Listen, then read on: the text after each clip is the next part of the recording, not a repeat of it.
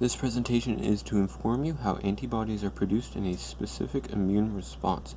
A specific immune response is where your body has to produce antibodies and requires energy to do so.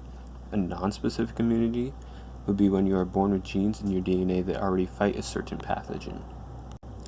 Firstly, a type of leukocyte called phagocyte eats a pathogen such as influenza, E. coli, or salmonella. Leukocytes are only found in a specific immunity, which is a type of immunity where your body has to produce an immune response. Here our phagocyte is represented by Stan Pines. Next, the antigen, which is made up of glycoproteins, goes towards the surface of the phagocyte.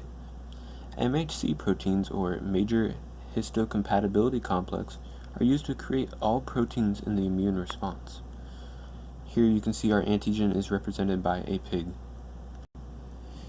An inactive helper T cell, which is a type of lymphocyte, will have a receptor protein in its plasma membrane that will only bind to one specific antigen that it fits in. In this case, the pig is that one specific antigen. When the antigen is presented from the macrophage, a type of phagocytic white blood, it binds to the helper T cell receptor protein and becomes an activated T cell.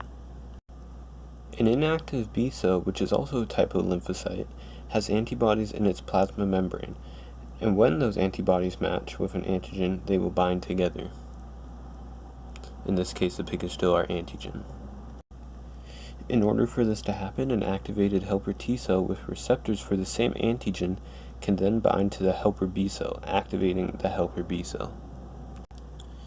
The activated B cell starts to divide through mitosis in order to form a clone of these cells. These clones are composed of a great volume of cytoplasm and are now known as plasma cells. These plasma cells have a large network of rough endoplasmic reticulum in order to synthesize large quantities of antibodies to be secreted by exocytosis. Here our plasma cells are represented by books. Memory cells are B and T cells that are formed at the same time as activated helper T and B cells when a disease challenges our immune system.